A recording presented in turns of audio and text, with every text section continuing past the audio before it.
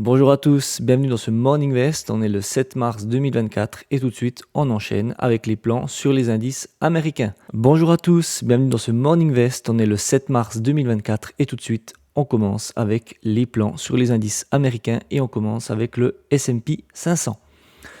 Donc on est toujours dans un flux haussier et au-dessus des moyennes mobiles en unité de temps journalière. On peut voir que lors de la journée de mardi, on avait clôturé un petit peu en dessous du bas du canal et qu'on est revenu à la charge lors de la session de hier, mais que les vendeurs nous ont quand même fait comprendre qu'ils étaient là et nous font actuellement ressortir de ce bas de canal. En 4 heures, pas de grand changement par rapport à la journée d'hier. On a fait ce petit rebond, mais on a tout de suite été repris par les vendeurs. On voit qu'on est toujours dans un flux haussier, mais qu'actuellement on se retrouve entre les deux moyennes mobiles, bien qu'on n'ait pas encore la clôture de la bougie qui se termine dans 4 minutes, à voir si elle se termine entre les deux moyennes mobiles, mais elles sont quand même orientées à l'horizontale, ce qui veut dire que ça manque clairement de tendance quant à la direction que veut prendre le marché. En 1 heure, et pour mon plan, on peut voir qu'on est toujours dans un flux haussier et qu'on est toujours en dessous des moyennes mobiles. On peut voir que les bougies elles sont venues rechercher la moyenne mobile 20 qui est ici 2 fois, mais que la moyenne mobile 20 a bien fait son job puisque elle a servi de résistance dynamique, ce qui veut dire que le prix n'a pas réussi à passer au travers pour le moment. Concernant ce que j'envisage pour aujourd'hui, je vais privilégier de suivre la tendance, voir ce que me donne le marché. Je peux faire autant d'achats que de ventes. Pour mes scénarios, j'en ai passablement pour aujourd'hui. On va directement commencer avec les achats. Donc si le prix fait un rebond significatif et vient casser le 61,8 de tout ce dernier mouvement baissier et qui casse les précédents plus hauts, potentiellement je pourrais prendre un achat jusqu'au 100%. Mais il va vraiment falloir qu'il me prouve qu'il peut vraiment y aller au 100% et qu'il me casse vraiment franchement cette résistance en inversant la théorie de dos, en faisant des plus hauts et des plus bas plus hauts. Il faut vraiment que ça fasse un scénario du style un peu comme ça, qu'il vienne faire un plus haut, qu'on redescende, qu'il me fasse un plus haut, puis par rapport à ce précédent plus haut, je pourrais potentiellement trouver un point d'entrée et paf, je pourrais aller jusqu'au 100%. Et en cas de retour sur cette zone de polarité qui converge avec le bas du canal, je pourrais tenter un achat. Concernant les ventes, si le prix revient sur le palier du 61,8 de tout ce dernier mouvement baissier, je pourrais tenter une vente.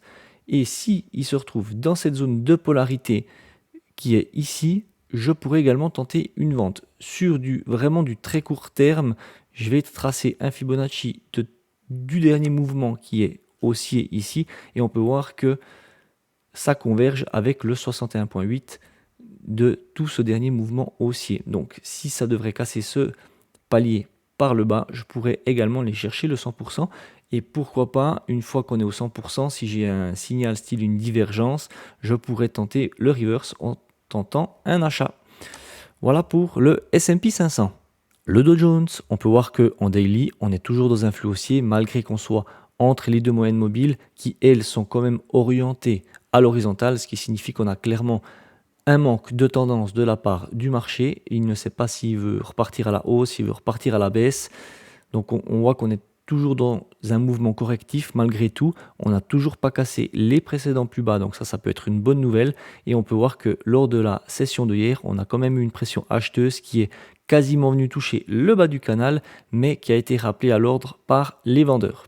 En 4 heures, on a cassé ce bas du canal comme je l'ai précisé dans la vidéo de hier et qu'on est venu bloquer sur le 61,8 de tout ce dernier mouvement haussier précédent et que la journée d'hier, on voit cette pression acheteuse qui est ici, qui a été bloquée par cette moyenne mobile 50 qui a fait résistance dynamique et qu'actuellement on est dans un mouvement correctif et qu'on se retrouve toujours au-dessus du 61,8. Donc on n'a pas vraiment bougé, on a fait plus du surplace que autre chose. En 1 heure et pour mon plan.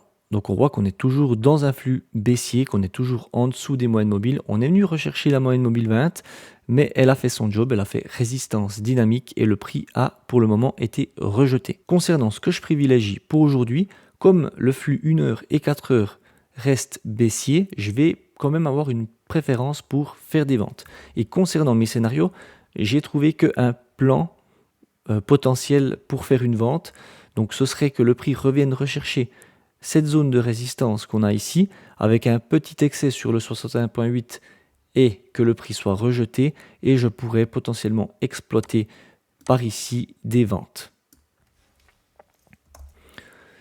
Et concernant les plans acheteurs, si le prix vient franchir le 61.8 par le dessus et qui vient le retester, je pourrais tenter un achat puisque je me retrouverai en dessus des moyennes mobiles pour avoir un premier objectif sur le bas du canal qui avait été cassé. Et si on voit que le prix continue de monter, pourquoi pas aller chercher carrément les 100% de tout ce dernier mouvement baissier. Et en cas de repli dans cette zone de support avec un beau signal qui peut être une divergence, qui peut être en tout cas un contre-tendance, je pourrais également tenter un achat. Voilà pour le Dow Jones.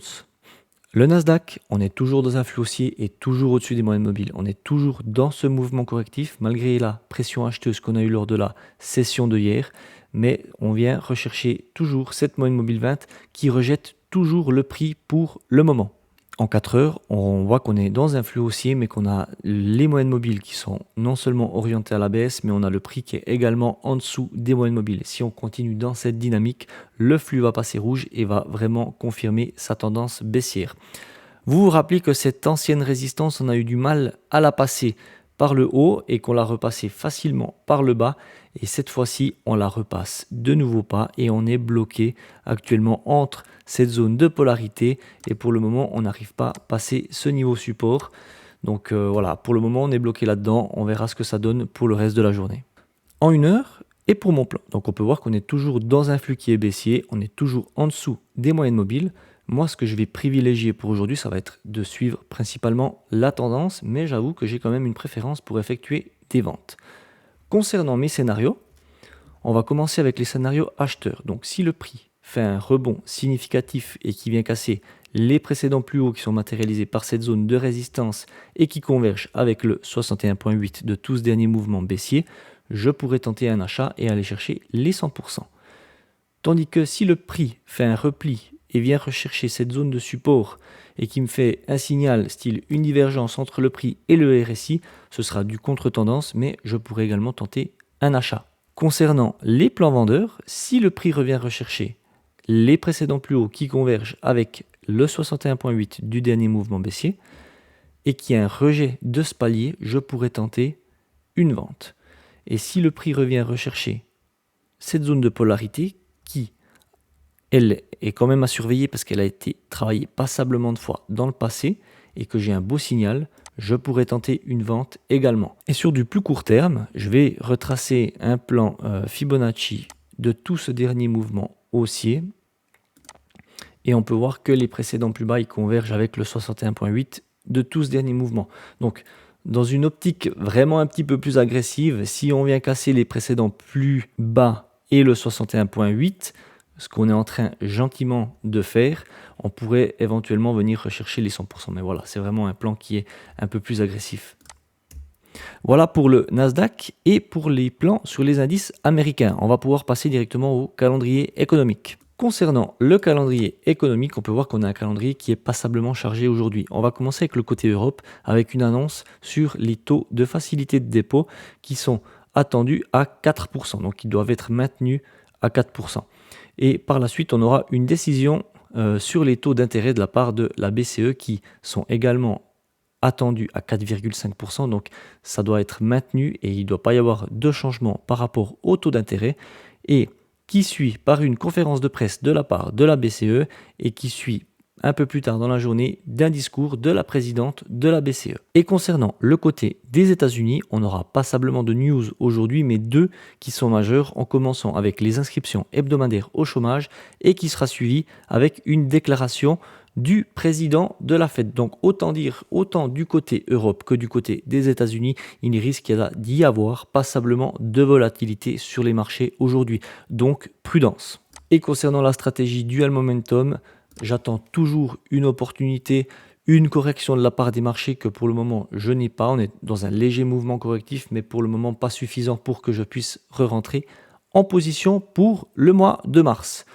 Voilà, c'est tout pour moi pour aujourd'hui. Je vous invite à mettre vos retours dans les commentaires, à vous abonner à la chaîne. Moi, je vous dis à tout bientôt dans une nouvelle vidéo et surtout n'oubliez pas de rester prudent sur les marchés. Ciao!